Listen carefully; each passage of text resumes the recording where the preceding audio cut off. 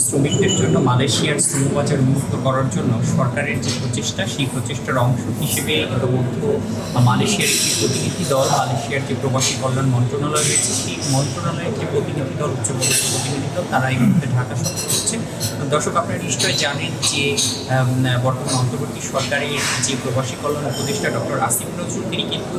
13ই মে মালয়েশিয়ায় এই যে শ্রমবাজারে যে জটিলতা সৃষ্টি হয়েছে সেই লক্ষ্যে একটি প্রতিনিধি দল নিয়ে মালয়েশিয়া সফর করেছিলেন এবং তারই ধারাবাহিকতায় এখন মালয়েশিয়ার যে প্রবাসী কল্যাণ এবং মানব সম্পদ বিষয়ক যে মন্ত্রণালয় রয়েছে, সেখানকার উচ্চপদস্থ কর্মকর্তাদের একটি টিম এই মুহূর্তে বাংলাদেশে এসেছে এবং সেই টিমের সাথে বর্তমান সরকারের যে অন্তর্বর্তী সরকারের আন্তর্জাতিক বিষয়ক যে দূত রয়েছে লুৎফি সিদ্দিকী, তার নেতৃত্বে রাজধানীর যে 5 তারকা হোটেল ইন্টারকন্টিনেন্টালে একটি টানা সপ্তমবারের মতো বেস্ট টিস্যু পেপার ব্র্যান্ড হিসেবে স্বীকৃতি পেয়েছে বসুন্ধরা টিস্যু। বৈঠকে অনুষ্ঠিত হয়েছে এবং সেই বৈঠকে মূলত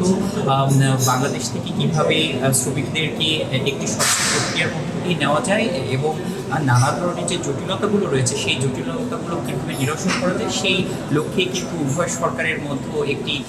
আলোচনা হয়েছে এবং সেক্ষেত্রে যে বিষয়টি সবচেয়ে প্রাধান্য দেওয়া হচ্ছে যে গত বছর প্রায় 18,000 শ্রমিক যারা আসলে মালয়েশিয়া যেতে পারেননি, সেই শ্রমিকদেরকে নেওয়ার যে একটি নীতিগত সিদ্ধান্ত বা সরকারি যে প্রতিষ্ঠান রয়েছে বুয়েসেলের মাধ্যমে,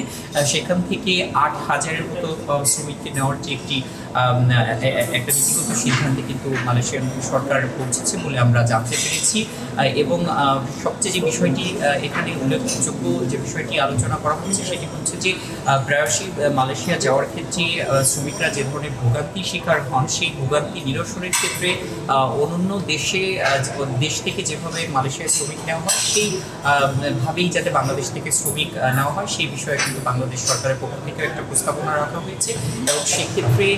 যে সমস্ত এজেন্সিগুলো এই শ্রমিকদেরকে মালয়েশিয়ায় নেওয়ার যে প্রক্রিয়া সাধন করে থাকেন, তাদেরকে আরও কীভাবে স্বচ্ছতার ভিত্তিতে এবং আমরা জানি যে 2500-র মতো এজেন্সি, যেটি একটি অন্যান্য দেশের তুলনায় বাংলাদেশের এজেন্সিগুলো অনেক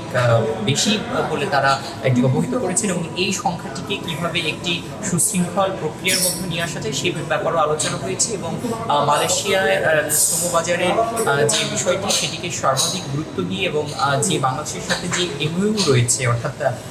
সমঝোতা স্মারক, সেই সমঝোতা স্মারকের আলোকে কীভাবে এটিকে ত্বরান্বিত করা যায় সে বিষয়ে কিন্তু আলোচনা হয়েছে। এবং আরেকটি বিষয় এখানে আমরা এই আলোচনা শেষে প্রথম দফায় লুৎফি সিদ্দিকীর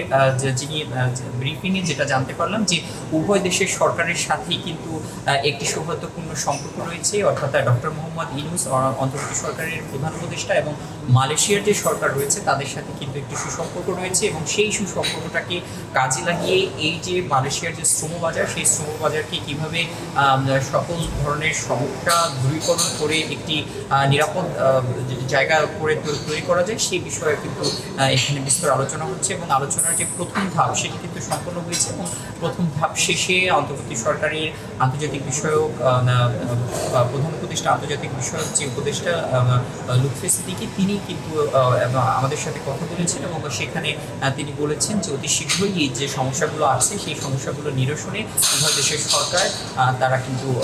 কাজ করছে এবং এটি সমাধান করার জন্য তাদের যে প্রচেষ্টা সেটি কিন্তু সামনের দিনগুলোতে অব্যাহত থাকবে বলে আমরা জানতে পেরেছি। দর্শক, কালের কণ্ঠের সাথে থাকার জন্য আপনাদের সকলকে ধন্যবাদ।